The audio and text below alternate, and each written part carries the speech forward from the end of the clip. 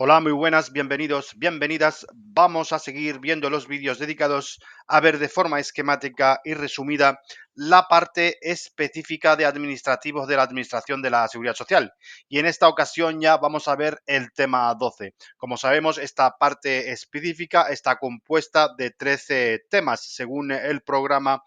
que estamos siguiendo, que es el de la última convocatoria que ha tenido lugar la celebración de la prueba selectiva el pasado 30 de noviembre de 2024. Bien, y como vemos en pantalla, el tema 12 está dedicado a las prestaciones no contributivas y asistenciales, al ingreso mínimo vital, beneficiarios, requisitos y duración, obligaciones de las personas beneficiarias, cuantía, pago, reintegro de prestaciones indebidas, prestaciones familiares múltiples, prestaciones familiares en la modalidad contributiva y las pensiones no contributivas de invalidez y de jubilación.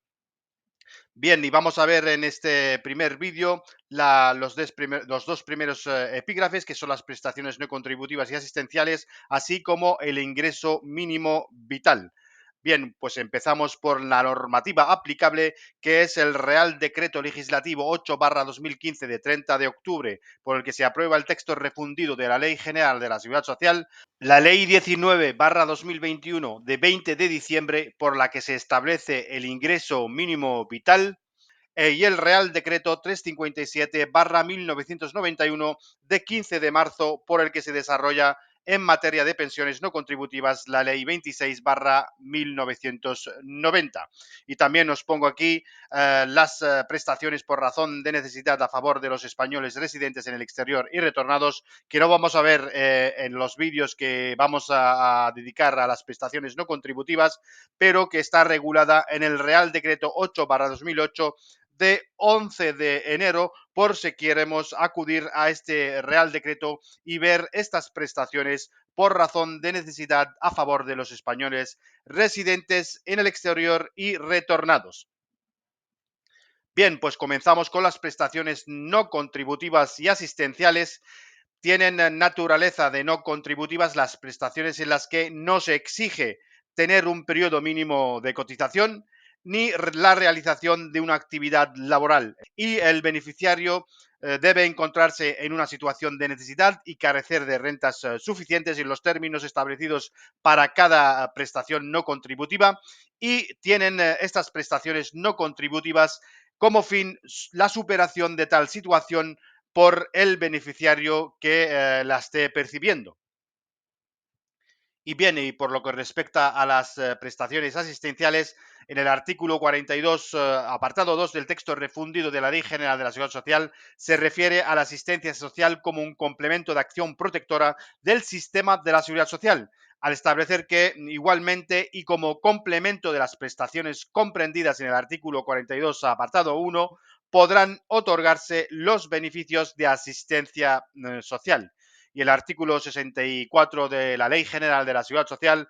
establece que la Seguridad Social, con cargo a los fondos que a tal efecto se determinen, podrá dispensar a las personas incluidas en su campo de aplicación y a los familiares o asimilados que de ellas dependan los servicios y auxilios económicos que, en atención a estados y situaciones de necesidad, se consideren precisos previa demostración, salvo en casos de urgencia de que el interesado carece de los recursos indispensables para hacer frente a tales estados o situaciones. Es decir, que están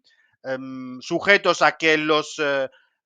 beneficiarios demuestren que carezcan de los recursos indispensables para hacer frente a sus necesidades o estados o situaciones, salvo que se dé una urgencia. En los casos de urgencia, entonces no sería un requisito previo demostrar que se carece de dichos recursos. Y el artículo 109, apartado 3 del texto refundido de la Ley General de la Seguridad Social se refiere a la naturaleza de las prestaciones de la Seguridad Social, que será la siguiente, que se divide en prestaciones contributivas y prestaciones no contributivas. Respecto a las prestaciones contributivas, son las prestaciones económicas de la Seguridad Social, con excepción de las señaladas para los no contributivas en el apartado de más abajo, Y segundo, es que la totalidad de las prestaciones derivadas de las contingencias de accidentes de trabajo y enfermedad profesional son también prestaciones contributivas. Y respecto a las prestaciones no contributivas, son, en primero, encontramos las prestaciones y servicios y asistencia sanitaria, incluidos en la acción protectora de la seguridad social y los correspondientes a los servicios sociales, salvo que se deriven de accidente de trabajo o enfermedad profesional, entonces esas se van a considerar prestaciones contributivas. En segundo lugar, las pensiones no contributivas por invalidez y jubilación que veremos en los apartados siguientes. El subsidio por maternidad regulado en los artículos 181 y 182 del texto refundido de la Ley General de la Seguridad Social que hemos visto en otro tema de la parte específica. Y los complementos por mínimos de las pensiones de la Seguridad Social. Los complementos por mínimos también son prestaciones no contributivas de la Seguridad Social. En quinto lugar, encontramos las prestaciones familiares reguladas en el capítulo 1 del título 6, así como el ingreso mínimo vital, que también tiene, es una prestación no contributiva de la Seguridad Social, tiene carácter de no contributiva de las prestaciones de la Seguridad Social. Y el propio artículo 109, en su apartado 2, establece que la acción protectora de la Seguridad Social en su modalidad no contributiva y universal se financiará mediante aportaciones del Estado al presupuesto de la Seguridad Social. Es decir, estas prestaciones no contributivas se financian mediante aportaciones del Estado al presupuesto de la Seguridad Social, con excepción de las prestaciones y servicios de asistencia sanitaria de la Seguridad Social y servicios sociales, cuya gestión se halle transferida a las comunidades autónomas, que en cuyo caso la financiación se efectuará de conformidad con el sistema de financiación autonómico vigente en cada momento. Excepto, nos indica este artículo 109, que las prestaciones y servicios de asistencia sanitaria de la Seguridad Social y servicios sociales cuya gestión esté transferida a las comunidades autónomas, entonces la financiación se va a realizar conforme al sistema de financiación autonómico vigente en cada momento. Bien, pues empezamos con el ingreso mínimo vital, beneficiarios, requisitos y duración. El artículo 2 se refiere al concepto y naturaleza del ingreso mínimo vital. En adelante vamos a denominarlo IMV.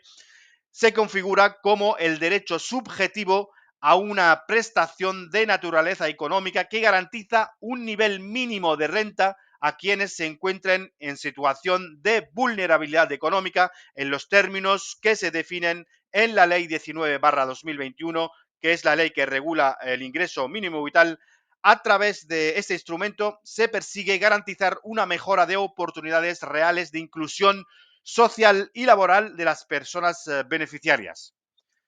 Y en el apartado 2 del artículo 2 establece que, en desarrollo del artículo 41 de la Constitución española, recordemos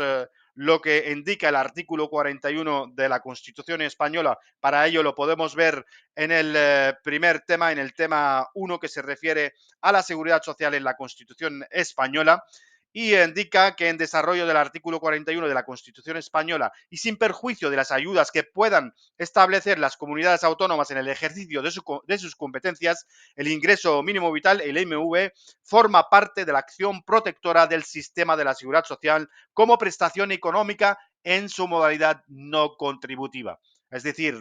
el ingreso mínimo vital es una prestación no contributiva.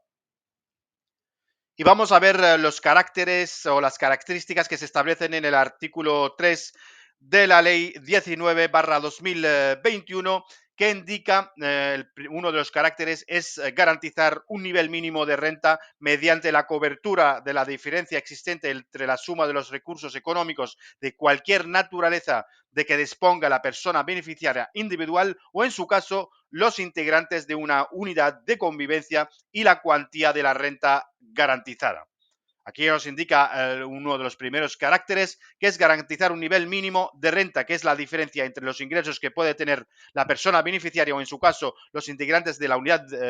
de convivencia, y la cuantía de la renta garantizada que se establece en cada momento. Bien, y si también una de las características es que se articula en su acción protectora diferenciando según se dirija a un beneficiario individual o a una unidad de convivencia que en este caso atendiendo a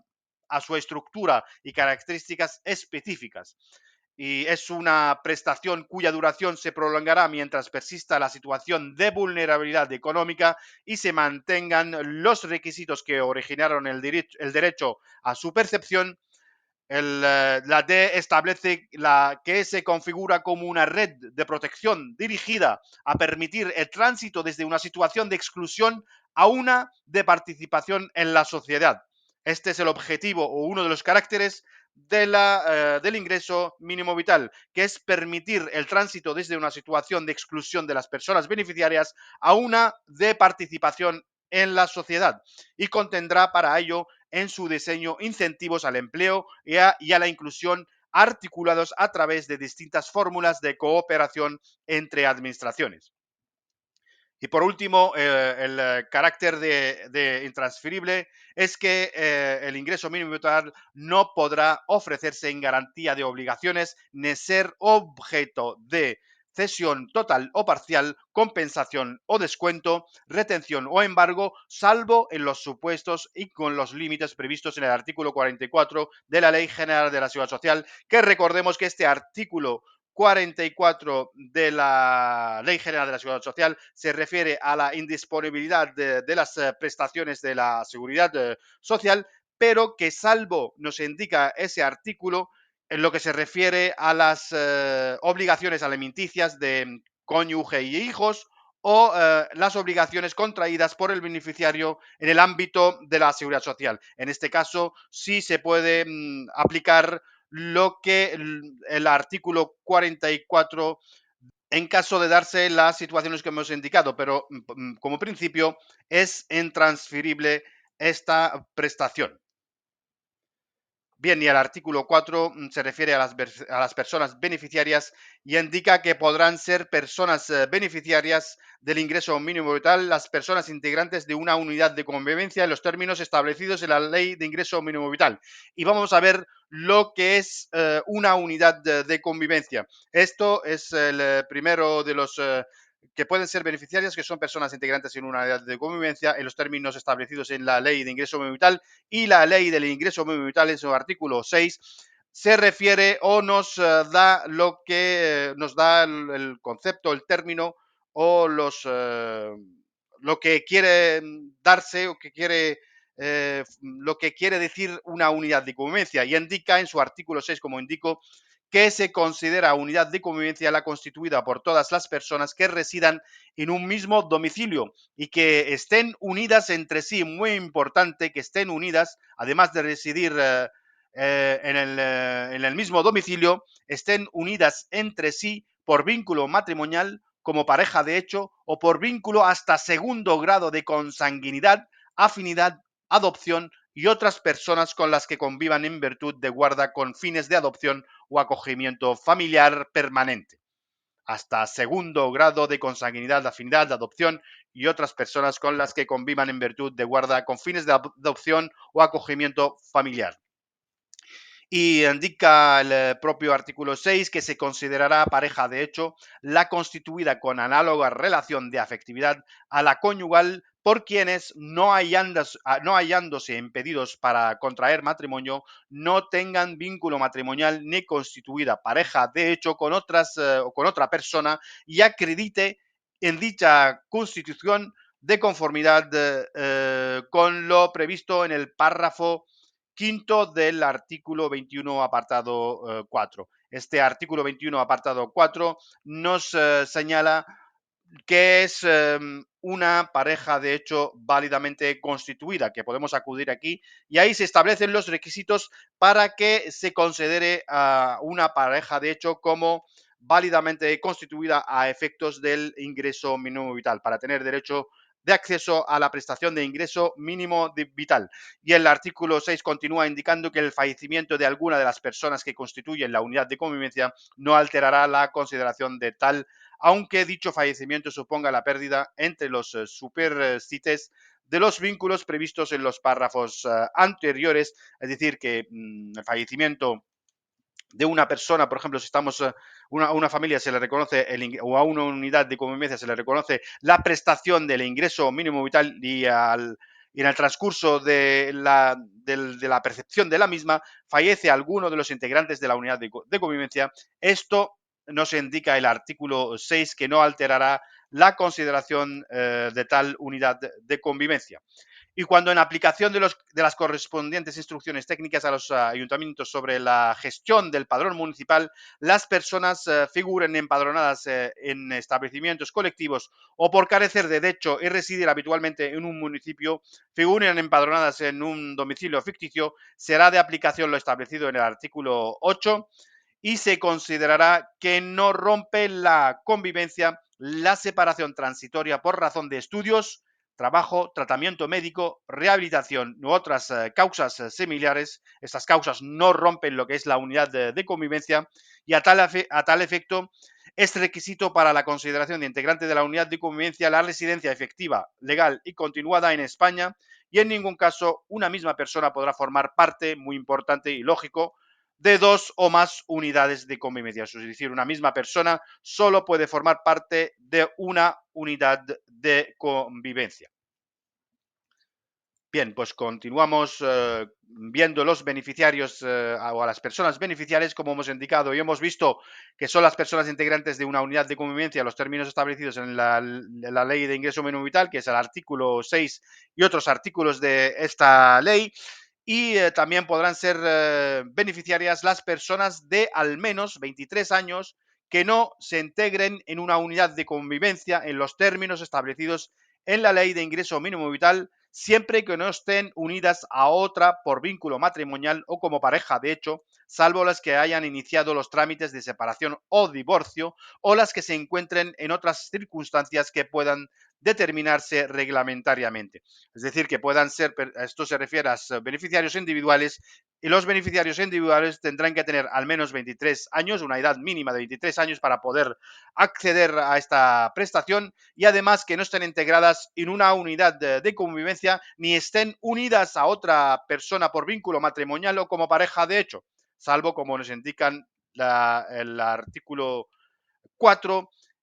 que se haya iniciado los trámites de separación o divorcio u otras circunstancias. Y esto indica el artículo 4 que no se exigirá el cumplimiento del requisito de edad, es decir, de los 23 años, ni el de haber iniciado los trámites de separación o divorcio en los supuestos de mujeres víctimas de violencia de género o de trata de seres humanos y explotación sexual.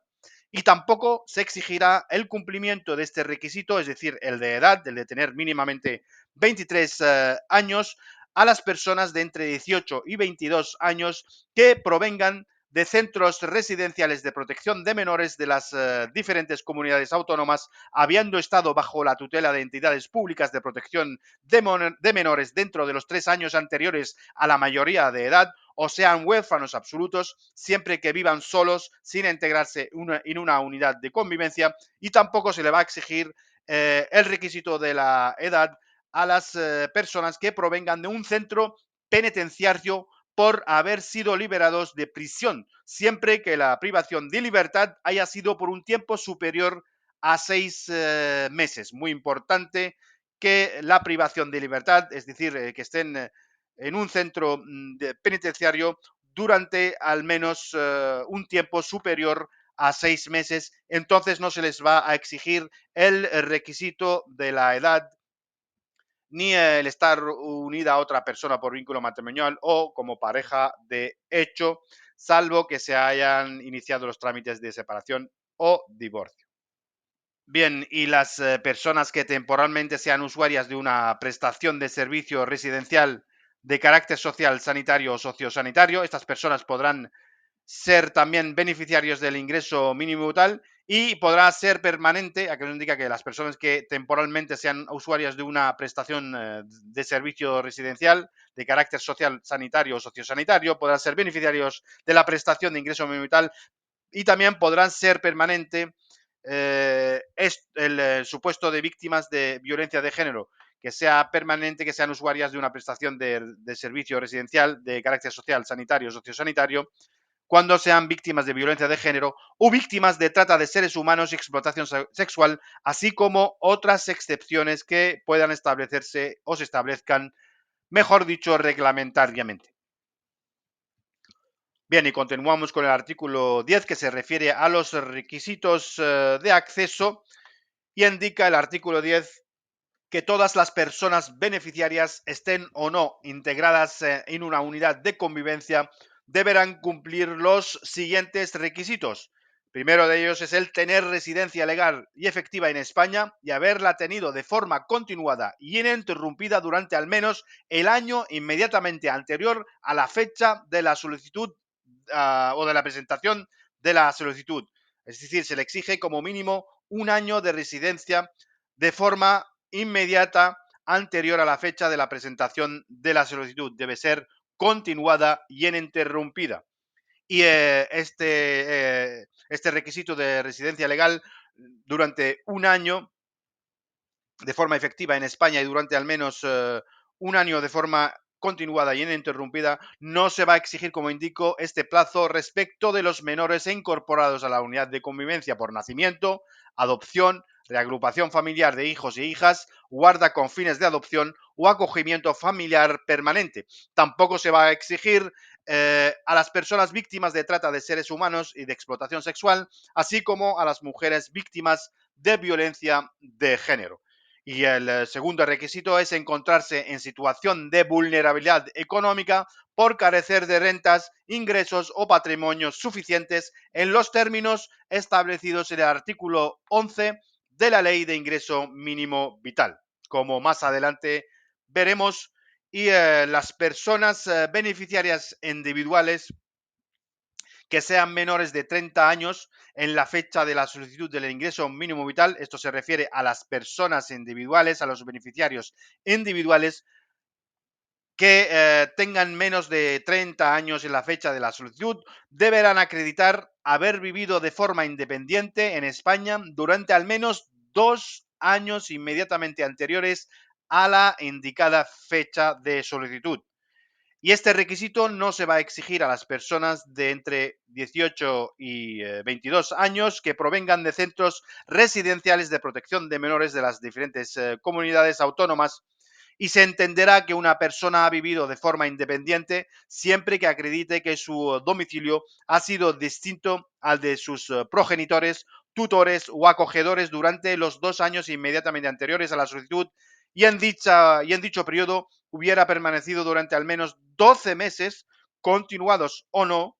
en situación de alta en cualquier de los regímenes que integran el sistema de la seguridad social, incluidos el de clases pasivas del Estado, o en una mutualidad de previsión social alternativa al régimen especial de los trabajadores autónomos o por cuenta propia. Es decir, a los menores, a los beneficiarios individuales que sean menores de 30 años en la fecha de la solicitud del ingreso mínimo vital, se le va a exigir que hayan vivido de forma independiente al menos durante 2 años inmediatamente anteriores a la fecha de la solicitud, y que durante esos 2 años hayan cotizado o han estado de alta en cualquiera de los regímenes que integran el sistema de la seguridad social durante un año, durante 12 meses. Estos dos requisitos, además, se les va a exigir a las personas beneficiarias cuando sean menores de 30 años. Y a las personas también beneficiarias individuales que sean ya mayores de 30 años en la fecha de la solicitud, deberán acreditar que durante el año inmediatamente anterior a dicha fecha, su domicilio en España ha sido distinto al de sus progenitores, tutores o acogedores. Aquí se va a los mayores de 30 años, se le va a exigir un año de, de haber vivido en un domicilio distinto al de sus progenitores, tutores o acogedores durante un año inmediatamente anterior a la fecha de la solicitud del ingreso mínimo vital. Y vemos que indica el propio artículo 10 que los requisitos previstos en los párrafos anteriores, es decir, estos dos requisitos, no se exigirán cuando el cese de la convivencia con los progenitores, tutores o acogedores si hubiera debido al fallecimiento de estos, es decir, cuando fallece uno de los progenitores, tutores o acogedores, no se va a exigir a los menos de 30 años los 2 años de haber vivido de forma independiente, ni el año a los mayores de 30 años, decimos de forma que hayan vivido de forma independiente de sus progenitores, tutores o acogedores cuando se haya producido un fallecimiento de alguno de estos, y tampoco se exigirá a las personas que por ser víctimas de violencia de género hayan abandonado su domicilio habitual. A las personas sin hogar también, tampoco se le va a exigir a las personas sin hogar, a las que hayan iniciado los trámites de separación o divorcio, a las personas víctimas de trata de seres humanos y explotación sexual, y personas que provengan de centros penitenciarios por haber sido liberados de prisión siempre que la privación de libertad haya sido por un tiempo superior a 6 meses, o las que se encuentren en otras circunstancias, o las personas que se encuentren en otras circunstancias que puedan determinarse reglamentariamente. A todos estos colectivos que se indica en este apartado no se va a exigir el cumplimiento que se exige a las personas beneficiarias individuales que sean menores de 30 años o mayores de 30 años, que en cada caso se va a exigir un periodo de haber vivido de forma independiente, y además a los menores de 30 años se les exige los 12 meses de cotización o de alta, mejor dicho, indica la ley, en cualquiera de los regímenes que integran el sistema de seguridad social. Es decir, indica de alta porque no se exige cotización, sino se exige haber estado de alta. Como sabemos, esta prestación, como hemos indicado al inicio, es una prestación no contributiva y no está sujeta a cotización alguna, y por lo tanto lo único que se exige es el estar de alta en cualquier de los regímenes que integran el sistema de la seguridad social, cuando sean, ojo, personas beneficiarias individuales menores de 30 años. Pero si forman parte de una unidad de convivencia, no se les va a exigir estos 2 años ni los 12 meses de alta en cualquiera de los regímenes que integran el sistema de la seguridad social. Y continuamos, y cuando las personas o las personas beneficiarias forman parte de una unidad de convivencia, aquí ya nos habla de la unidad de convivencia, se exigirá que la misma esté constituida durante al menos 6 meses anteriores a la presentación de la solicitud, de forma continuada. Estos 6 meses tienen que ser de forma continuada, es decir, a las unidades de convivencia, en los términos que hemos visto en el artículo 6, deberá estar constituida esta unidad de convivencia al menos durante 6 meses. Y este requisito de los 6 meses de la válida constitución de la unidad de convivencia no se va a exigir en los casos de nacimiento, adopción, guarda con fines de adopción o acogimiento familiar permanente de menores, reagrupación familiar de hijos e hijas menores de edad, en los supuestos de mujeres víctimas de violencia de género tampoco se va a exigir, o víctimas de tratas de seres humanos y explotación sexual, o en otros supuestos justificados que puedan determinarse reglamentariamente. En todos estos casos, no se va a exigir que la unidad de convivencia esté constituida durante al menos 6 meses inmediatamente anteriores a la fecha de la presentación de la solicitud. Y los requisitos relacionados en los apartados anteriores deberán cumplirse en el momento de la presentación de la solicitud o al tiempo de solicitar su revisión, y mantenerse al dictarse la resolución y durante el tiempo de percepción del ingreso mínimo vital.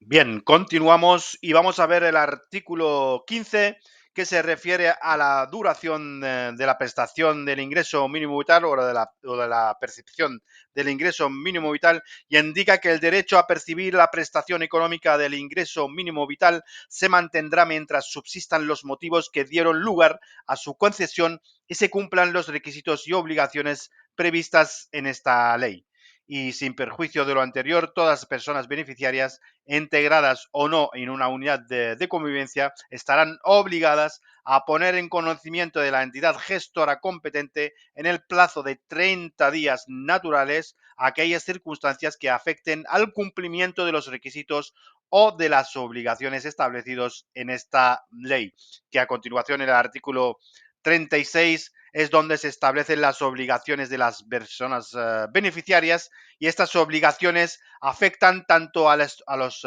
titulares como a las personas que integran la unidad de convivencia. Y vamos a ver en primer lugar las obligaciones a las que estarán sujetas las personas titulares del ingreso mínimo vital durante la percepción de la misma.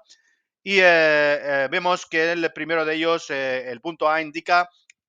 que estarán obligados a proporcionar la documentación y información precisa en orden a la acreditación de los requisitos y la conservación de la prestación, así como para garantizar la recepción de notificaciones y comunicaciones. B. Comunicar cualquier cambio o situación que pudiera dar lugar a la modificación, suspensión o extinción de la prestación en el plazo de 30 días naturales desde que estos se produzcan. Es decir, desde que se produzca cualquier cambio que hemos indicado en un plazo de 30 días naturales y no un mes, 30 días naturales, desde que se produzcan deberá comunicarse.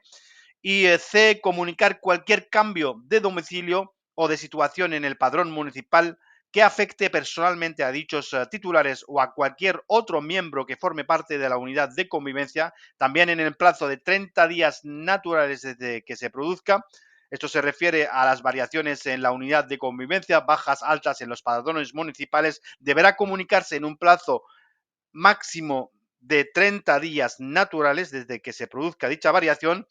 También el punto D señala el reintegrar el importe de las prestaciones indebidamente percibidas. Estarán obligadas a reintegrar el importe cuando se perciban de forma indebida.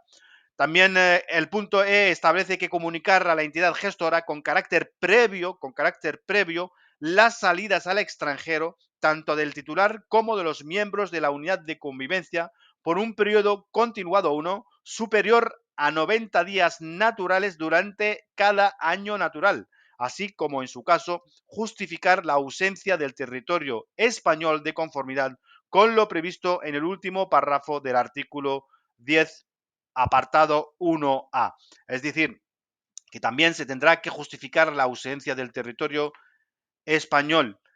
durante un periodo, da igual el periodo que sea superior o no a 90 días naturales, deberá justificarse esta ausencia durante el tiempo que se esté percibiendo el ingreso mínimo vital. F. También estarán obligadas a las personas titulares a presentar anualmente la declaración correspondiente al IRPF, la declaración de renta. G. En caso de compatibilizar la prestación de IMV con las rentas del trabajo o la actividad económica conforme con lo previsto en el artículo 11, apartado 4, estarán obligados a cumplir las condiciones establecidas para el acceso y mantenimiento de dicha compatibilidad. H. Participar en las estrategias de inclusión que promueva el Ministerio de Inclusión, Seguridad Social y Migraciones, previstas en el artículo 31, apartado 1, en los términos que se establezcan. Finalmente, el punto I establece cualquier otra obligación que pueda establecerse reglamentariamente. Y vamos a ver las obligaciones de las personas integrantes de la unidad de convivencia. Recordemos que si es beneficiario, tanto el titular como los integrantes que forman la unidad de convivencia estarán obligados a las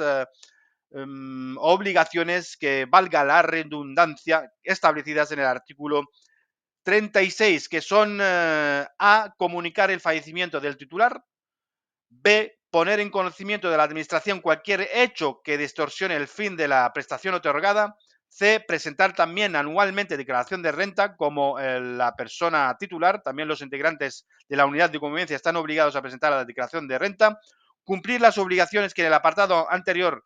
impone al titular y este no lleve a cabo, es decir, cumplir todas estas obligaciones que se impongan al titular.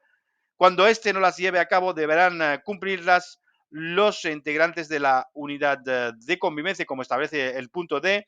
En caso de compatibilizar la prestación de ingreso mínimo vital con las rentas de trabajo o la actividad económica conforme con lo previsto en el artículo 11, apartado 4, cumplir las condiciones establecidas para el acceso y mantenimiento de dicha compatibilidad.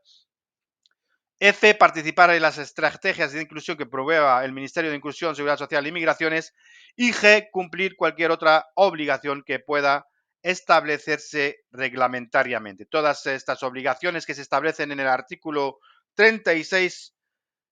se tienen que cumplir cuando si es beneficiario de una prestación de ingreso mínimo vital. Y respecto a la cuantía, pago y reintegro de prestaciones indebidas, el artículo 13 establece, da determinación de la cuantía y indica que la cuantía mensual de la prestación de ingreso mínimo vital vendrá determinada por la diferencia entre la cuantía de la renta garantizada y el conjunto de todas las rentas y ingresos de la persona beneficiaria o de los miembros que componen la unidad de convivencia del ejercicio anterior, siempre que la cuantía resultante sea igual o superior a 10 euros mensuales. Es decir, los ingresos que haya obtenido cuando si es persona beneficiaria o si es una unidad de convivencia en el año anterior a la percepción del ingreso mínimo vital, esos ingresos o rentas se van a tener en cuenta para hacer el cálculo y se va a abonar la diferencia entre la renta garantizada en dicho año, es decir, en el año en curso en que se va a abonar, y los ingresos o rentas que se han obtenido en el año anterior, siempre que esa diferencia resultante sea superior a 10 euros mensuales, es decir, cuando supere 10 euros mensuales, que equivale a unos 120 anuales, se va a abonar. Si no supera estos 10 euros mensuales, no se va a tener derecho de acceso al ingreso mínimo vital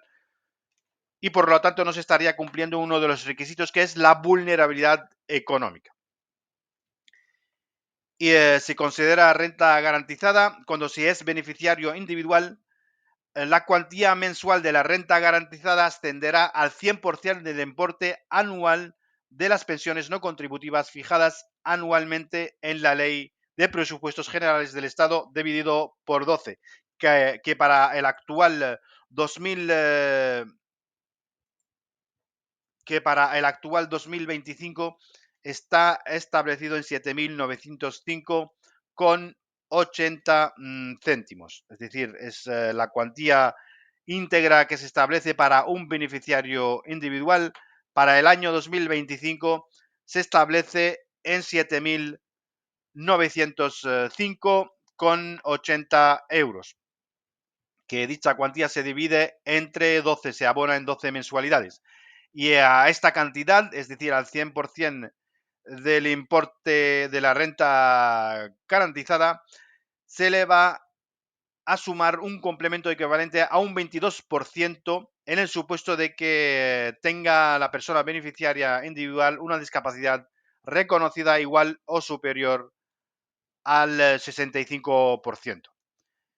Y respecto a la unidad de convivencia, la cuantía mensual anterior, es decir, la cuantía mensual del 100% del importe anual de las pensiones no contributivas, se incrementará en un 30% por miembro adicional a partir del segundo, hasta un máximo de 220. Es decir, la cuantía de los 7.905 euros con 80 céntimos se le va a sumar un 30% por cada miembro adicional a partir del segundo cuando se trata de una unidad de convivencia. Y se sumará un complemento de monoparentalidad equivalente a un 22% a la cuantía establecida en la letra A, en el supuesto de que la unidad de convivencia sea monoparental. Este 22% se le va a sumar a la pensión o al 100% de la pensión no contributiva que se fije anualmente en la Ley de Presupuestos Generales del Estado. Y respecto a la monoparentalidad, indica el artículo 13 que se entenderá por unidad de convivencia monoparental la constituida por un solo adulto que conviva con uno o más descendientes hasta segundo grado menores de edad, sobre los que tenga guarda y custodia exclusiva, o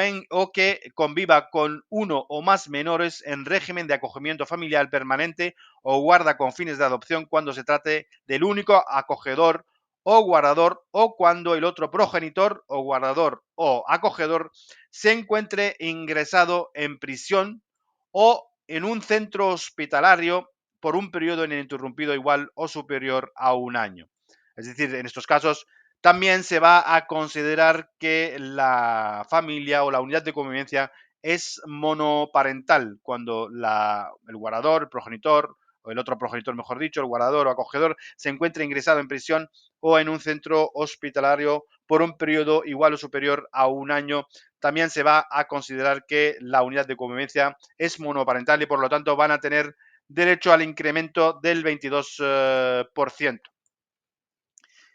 A la cuantía mensual así establecida se sumará un complemento equivalente a un 22% de la cuantía establecida en la letra A, en el supuesto de que en la unidad de convivencia esté incluida alguna persona con un grado de discapacidad reconocida igual o superior al 65%. Es decir, cuando haya una persona en la unidad de convivencia que tenga un grado de discapacidad igual o superior al 65%, además se le va a añadir un 22%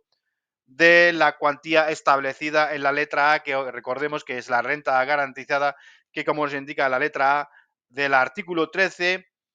asciende al 100% del importe anual de las pensiones no contributivas que se fijen anualmente en la Ley de Presupuestos Generales del Estado, que en el actual año se establece, año 2025 se establece en 7.905,80 céntimos. Bien, continuamos y el artículo 11 establece el complemento de ayuda para la infancia, que indica que se establecerá o se establece un complemento de ayuda para la infancia para aquellas unidades de convivencia que incluyan menores de edad entre sus miembros. Y esta cuantía establece que el complemento consistirá en una cuantía mensual por cada menor de edad miembro de la unidad de convivencia en función de la escala prevista en el artículo 13.2e. Y el artículo 13.2e de la Ley de Ingreso Mínimo Vital indica que será una cantidad mensual por cada menor de edad miembro de la unidad de convivencia en función de la edad cumplida el día 1 de enero del correspondiente ejercicio con arreglo a los siguientes tramos. Cuando sean menores de 3 años, el complemento va a ser de 115 euros mensuales. Cuando sean mayores de 3 años y menores de 6 años, el complemento para la ayuda para la infancia va a ser de una cuantía de 80 euros con 50 céntimos mensuales, y cuando sean mayores de 6 años y menores de 18 años, el complemento va a ser de 57 euros con 50 céntimos mensuales.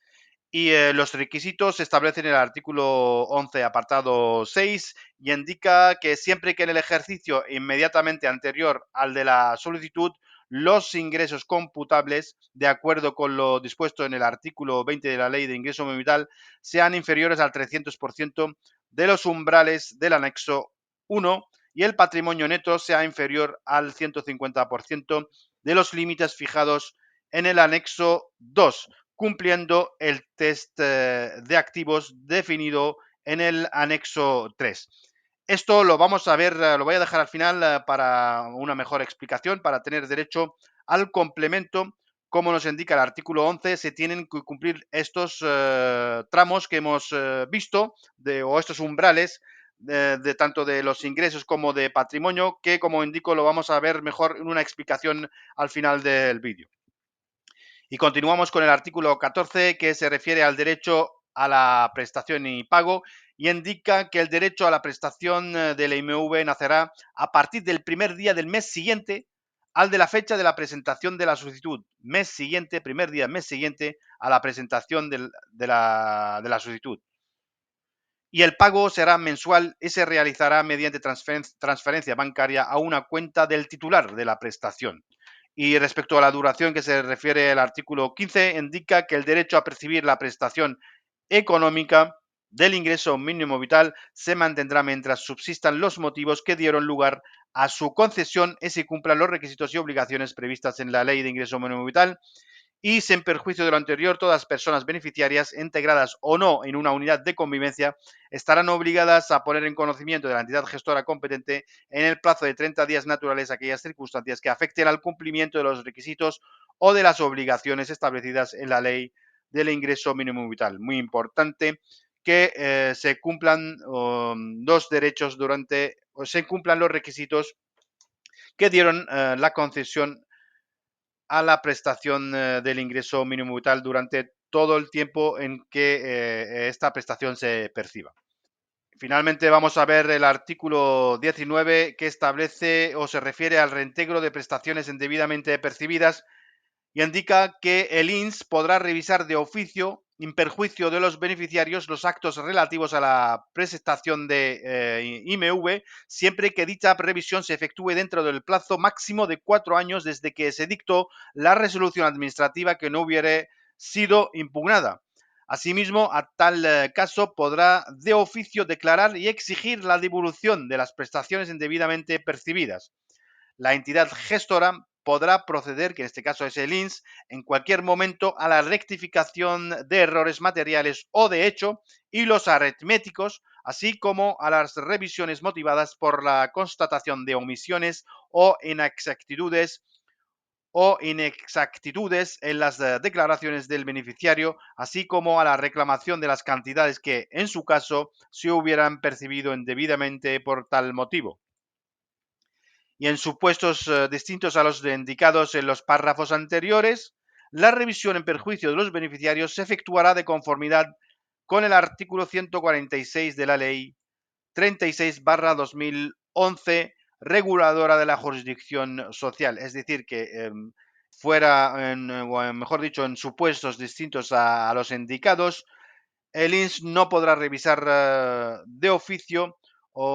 sus actos que vayan en perjuicio de los beneficiarios, sino que en esos casos deberá ir a la vía jurisdicción de la jurisdicción social para exigir la devolución de los o reclamar las cantidades indebidamente percibidas. Y continúa el artículo 19 que indica en su apartado 2 que cuando mediante resolución se acuerde la extinción o la modificación de la cuantía de la prestación como consecuencia de un cambio de las circunstancias que determinaron su cálculo y no exista derecho a la prestación o el importe a percibir sea inferior al importe percibido, los beneficiarios de la prestación vendrán obligados a reintegrar las cantidades indebidamente percibidas mediante el procedimiento establecido en el Real Decreto 148/1996, por el que se regula el procedimiento especial para el reintegro de las prestaciones de la Seguridad Social indebidamente percibidas y en el Reglamento General de Recaudación de la Seguridad Social aprobado por el Real Decreto 1415/2004 de 11 de junio.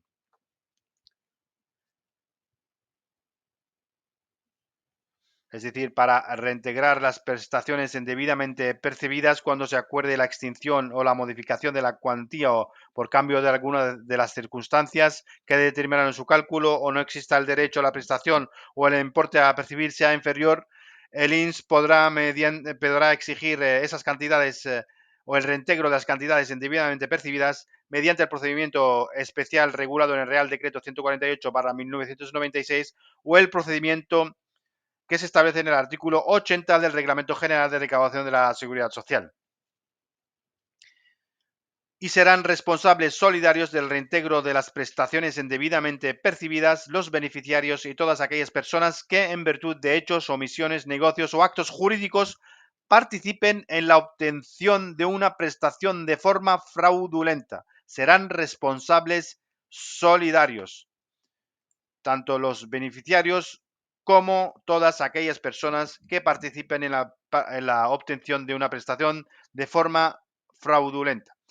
Y serán exigibles a todos los responsables solidarios el principal, los recargos y intereses que deban exigirse a ese primer responsable y todas las costas que puedan generarse para el cobro de la deuda. También se les va a exigir a los responsables solidarios el principal, los recargos y intereses que se puedan generar, así como las costas para el cobro de la deuda. Y no obstante lo previsto en los apartados anteriores, en cada ejercicio económico no serán exigibles las cantidades que no superen el 65% de la cuantía mensual de las pensiones no contributivas cuando en la unidad de convivencia se integre al menos un beneficiario menor de edad. Y solo en el caso de que el importe indebidamente percibido por la unidad de convivencia supere el 65% del referido indicador, el INSS iniciará el procedimiento de reintegro de prestaciones indebidamente percibidas para exigir la devolución de la diferencia entre la cantidad no exigible y el importe indebidamente percibido. Y a efectos de la consideración de la existencia de menores de edad en la unidad de convivencia, se tomará como referencia la fecha de efectos económicos de la modificación de la cuantía o de la extinción de la prestación. Es decir, que se cogerá en este caso para tener la consideración de existencia de menores, se cogerá como referente la fecha de efectos económicos cuando se produzca la modificación de la cuantía o cuando se produzca la extinción, que recordemos que en estos casos cuando se modifique la cuantía a la baja, es decir, sea inferior a la cuantía que deberían realmente percibir o se extingue directamente el ingreso o el derecho a la prestación del ingreso mínimo vital, pues se van a generar normalmente unos cobros indebidos que el INS realizará estos métodos que hemos indicado en el artículo 19 para poder reclamar esos ingresos o esas prestaciones recibidas de forma indebida. Mejor dicho, las cuantías del ingreso mínimo vital, de la prestación del ingreso mínimo vital recibidas de forma indebida. Y en los supuestos previstos en los apartados anteriores, transcurrido el plazo de ingreso en periodo voluntario sin pago de la deuda, transcurrido el plazo de ingreso en periodo voluntario sin pago de la deuda, se aplicarán los correspondientes recargos y comenzará el devengo de intereses de demora, sin perjuicio de que estos últimos solo sean exigibles respecto del periodo de recaudación ejecutiva. Y en los supuestos en que se determine reglamentariamente, la entidad gestora podrá acordar compensar la deuda con las mensualidades del MV hasta un determinado porcentaje máximo de cada mensualidad. Es decir, cuando no se abonen, cuando ha iniciado el procedimiento, como hemos visto a lo largo del artículo 19, ya sea por el procedimiento especial o por el procedimiento del artículo 80 del Reglamento General de Recaudación de la Seguridad Social, no se abonará el pago de la deuda en el plazo o en periodo voluntario, mejor dicho, se va a aplicar los recargos y comenzará el devengo de los intereses. Y también, como indica el artículo 19, en el apartado 4, que la entidad gestora podrá acordar compensar la deuda con las mensualidades del ingreso mínimo vital. Es decir, podrá descontar de las mensualidades del ingreso mínimo vital que se esté percibiendo para resarcirse de los cobros indebidos que podrían haberse generado hasta un determinado porcentaje máximo de cada mensualidad, que también se regula en la normativa. Estos porcentajes están regulados normativamente para que puedan descontarse de cada mensualidad del ingreso mínimo vital, es decir, que tiene un límite, los porcentajes máximos que se pueden descontar de las mensualidades del ingreso mínimo vital que se esté percibiendo. Bien, y como os había comentado sobre este artículo 11, apartado 6, que se refiere al complemento de ayuda para la infancia, que indica que siempre que en el ejercicio inmediatamente anterior al de la solicitud los ingresos computables de acuerdo con lo dispuesto en el artículo 20 de la Ley del Ingreso Mínimo Vital sean inferiores al 300% de los umbrales del anexo 1 y el patrimonio neto sea inferior al 150 de los límites fijados en el anexo 2, cumpliendo el texto o el test, mejor dicho, de activos definido en el anexo 3. Esto se refiere a los anexos recogidos en la ley 19/2021, que son el anexo 1, 2 y 3, y estos anexos se refieren a la escala de incrementos para el cálculo de la renta garantizada según el tipo de unidad de convivencia para el ejercicio. Aquí indica para el 2020 que en la ley 19/2021 sigue estableciendo estos anexos, pero que están actualizados, lo que hay que actualizar, pero las escalas siguen siendo la misma, lo único que cambia es las cuantías para calcular dichas escalas. Bien, pues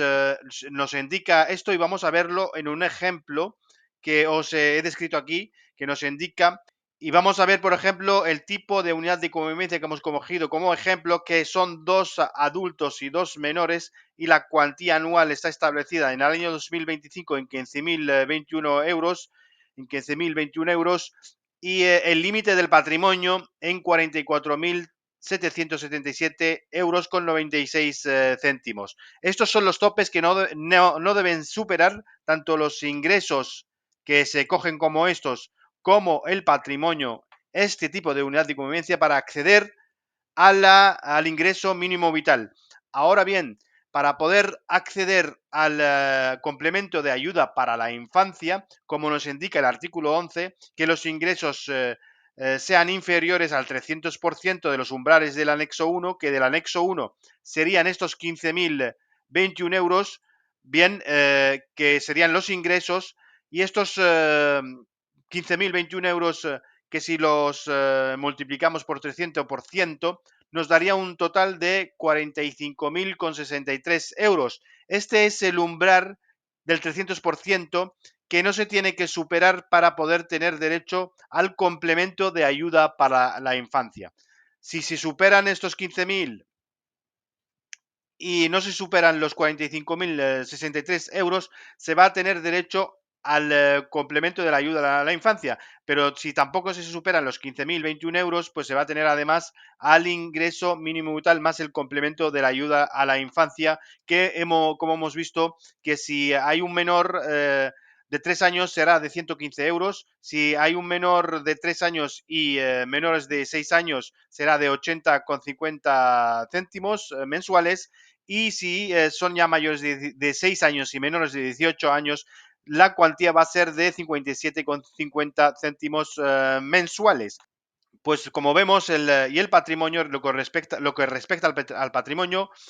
nos indica que el patrimonio neto sea inferior al 150% de los límites fijados en el anexo 2.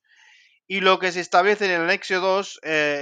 aplicando la escala de incrementos, nos daría un patrimonio de 44.777,96 para una unidad de convivencia compuesta por 2 adultos y 2 menores. Es decir, para tener derecho a la IMV no deberían superar esta cuantía, pero como el techo o el límite para tener derecho al complemento de la ayuda para la infancia es más alto, que, como nos indica la ley, el artículo 11, se establece en el 150%, es decir, hay que aplicarle el 150 de esta cuantía, que calculado, si no me he equivocado, nos da un total de 67.166,94 céntimos. Este es el límite que no se tiene que superar para tener derecho al complemento de ayuda para la infancia. Y este es el límite que no se tiene que superar para tener derecho al ingreso mínimo vital. Son el límite del patrimonio en el año anterior. Bien, hay que saber, hay que tener en cuenta que se puede tener derecho al complemento de la ayuda a la infancia y en cambio no tener derecho a la prestación del ingreso mínimo vital, pero no al revés. No se puede tener derecho al ingreso mínimo vital, excepto que en la unidad de convivencia no existan menores. Esto solo se aplica a menores, como hemos visto, de 18 años, que en cada caso se va a tener, dependiendo de la edad, como hemos indicado, se va a tener derecho a un complemento mensual. ¿Vale? Espero que con este ejemplo nos ha quedado claro esto del umbral o de los límites que nos indican para poder tener derecho al complemento de la ayuda para la infancia.